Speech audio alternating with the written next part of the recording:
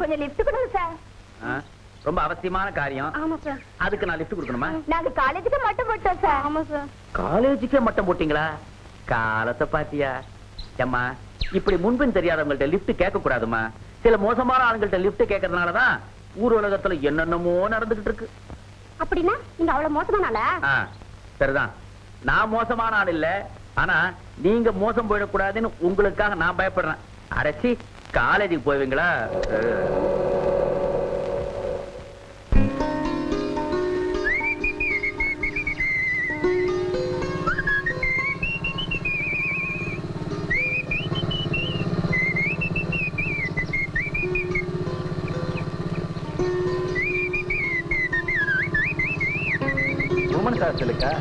Daily இங்க போயிட்டு வர்றீங்க.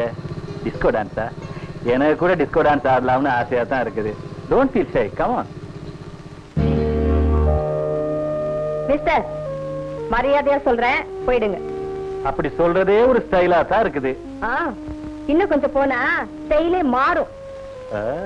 என்னதான் ஸ்டைல் மாறினாலும் கடைசியில பொம்பளைங்க ஆம்பளைகிட்ட தானே கட்டு தாலின்னு கழுத்தை நீட்டுறாங்க. மிஸ்டர், எல்லா பொண்ணுங்களையும் உங்க லிஸ்ட்ல சேர்க்காதீங்க. சில பொண்ணுங்க கழுத்தை நீட்ட மாட்டாங்க, கழுத்தை அறுத்துடுவாங்க. அதுல எந்த ரகத்தை சேர்ந்தவங்க நீங்க?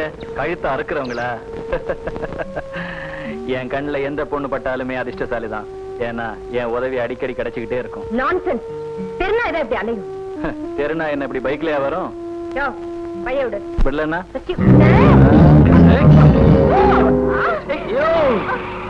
பொண்ணு கிட்ட நடுரோல என்ன தகராறு? அது எங்க சொந்த விஷயம். டெய்லி எங்களுக்குள்ள இப்படிதான் நடக்கும். நம்ம சொந்த விஷயமா இது? மிஸ்டர், பொண்ணு கேட்கணும்னா வீட்டுக்கு போய் வெத்தலை பாக்கு வச்சு முறையோட கேட்கணும். அதை விட்டுட்டு இப்படி ரோட்ல லோலோ அலைஞ்சு பொண்ணு கேட்க கூடாதியா? கேட்டா அப்புறம் நான் தான் பதில் சொல்ல வேண்டி வரும். என் வழியை கிராஸ் பண்றியா? உன்னை கவனிக்கிற இடத்துல நான் கவனிச்சுக்கிறேன்.